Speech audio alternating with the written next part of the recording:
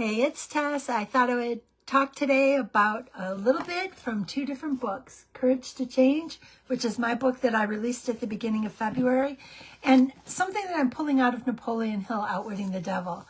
I love this book. I've listened to it a couple of times, and I think there's a lot of useful things. And what's kind of interesting about this is it wasn't published until after Napoleon Hill died, and it's about a conversation with the devil, and everything really still relates to this current day. And what I was going to kind of talk about today is a section where they talked about self-discipline. And then I'll end it with a passage, a section at the very end of this book that I wrote as a farewell to who I once was, to who I, as I entered this new who I am today. And the reason I was thinking about this or talking about it is that there's a lot of different thoughts, like self-discipline is something that we all talk about, and it's how you do one thing is how you do everything. Do you have routines? Like I have routines that I do every morning. I'm better with my morning routine than my evening routine, but it's still an area where I can improve. And I'm already looking at how I'm going to improve my morning routine. But it's the idea that no matter what word you want to attach to it, whether it's self-discipline or whether it's habits or goals, however you want to label it, it's just in that those are the things that'll drive your life forward in better ways than what you ever dreamed possible.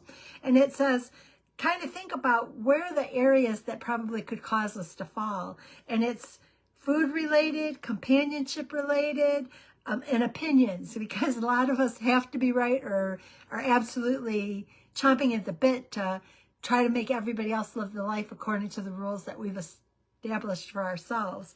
And I thought it was interesting because even Napoleon Hill talked about this, and the devil talks about the idea that that is a good way to control people. If you understand, if you get a person to a point where they absolutely have to be right, not in their own lives, because we all need to take a look at our lives and how we can improve our lives. But if my goal is to make you live your life according to the rules I create, then it opens a door where you can have some problems, because we are all independent thinkers. And I totally think sharing our journeys or sharing our experiences or educating each other as we want to be educated is a beautiful world. Where the problem comes in is when we try to tell each other what to think. We should be there with a hand out to give somebody a hand up when they're ready for that hand up, but we should not be pushing them and telling them what door to go through, what step to step up, and when to do it. I think it has to be more of a share if it's something of interest to you, not a push, you do it because I told you to. So I thought that was kind of interesting. And again, the three areas where this comes up for people are the appetites for food, companionship, and opinions, the need to be right. And really, they were kind of talking about the way to eliminate that is if you focus on improving yourself. Our focus should be on self-improvement, self-love, self-healing. And then by living the example, if somebody wants to learn from us, then we share. But it's never enforcing our opinion on somebody else. It needs to be that we take care of this and that the example is set by this so that we can move forward. And if then that resonates with someone, we can be there to help them as they move forward. And I thought that was really important and something that many of us have to learn. We can't tell other people what to do. We can live an example. And then if they do choose to follow, then we can have our hand out to help them up. But you don't push and you don't pull. Every person has to be entitled, or every person has to come to that point where they're committed to and engaged in the decision they make. And I thought that was really an important thing. And it was interesting that it goes back to Napoleon Hill, Outwitting the Devil. And I really do like this book. And I like this too because the Napoleon Hill Foundation, I followed a lot of them. They're connected to like Sharon Lechter and Greg Reed and 3 Feet from Gold. I've talked about that book before. And it was kind of interesting, and I'll talk about this tomorrow, but it talked about even the educational system. That back in 1938, they were talking about educating to the test. And I can remember in the days when I was tutoring, it was educating to the test. Some of my students that were IEP students, or some of the ones that were in the school system that I gained through a need for tutors, would be asked not to attend on days of tests because of the schools not wanting it to impact the scores. So it's kind of interesting and kind of sad in a way too that all of these issues go right back to, in the case of this book, 1938. So I thought that was interesting, and I just wanted to share that. I am getting on a little bit late tonight, but I want to make sure I'm getting on here daily, because I kind of made that commitment with Stephen when I was back in Sundance, actually the whole crew when we were out in Sundance. And the turnout's been good. I didn't realize, but when I was talking to Stephen, he said, you get 100 to 200 views a day. And I said, generally, usually at least 100, but up to about 200 or more. And he's like, that's more than I get. And I thought, well, if I have that kind of an audience, I definitely want to share. And what I thought I would share today as an ending, and I'm going to see if I can do this without getting emotional, so this might be a bad decision, so we'll see how this goes. This is my book that I wrote.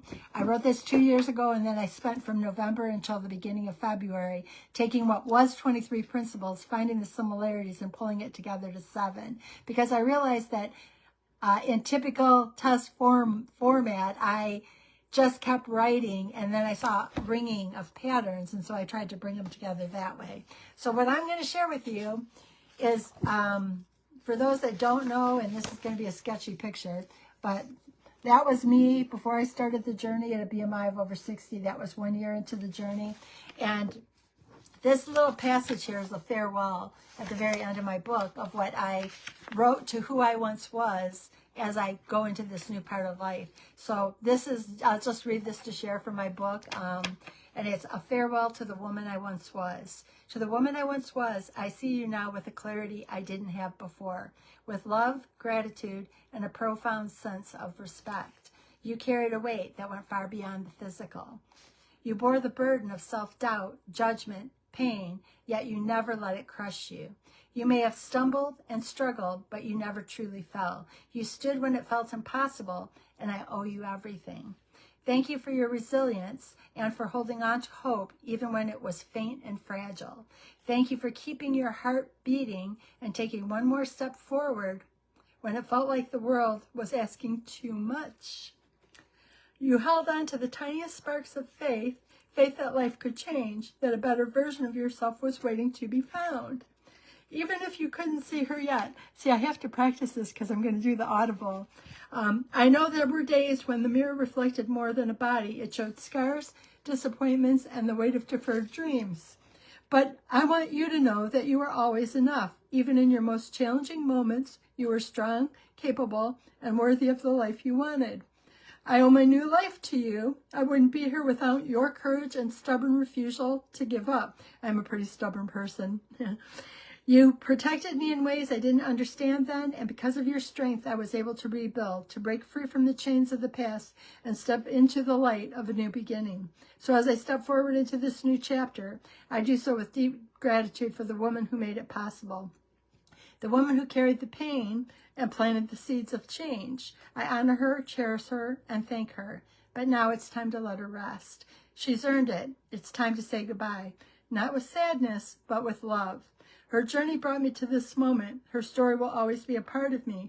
She is not gone. She is the foundation on which I stand. To the woman I once was, thank you for never giving up. Thank you for holding on, for believing, even in the smallest, quietest moments, that life could be more than it was. Because of you, it is different now. And I step forward, not as someone who has left you behind, but as someone who carries your strength and lessons in every step. With all my love to the woman you allowed me to become, Tess. And this is just, like I said, the beginning, maybe the end of a journey and the beginning of the next journey.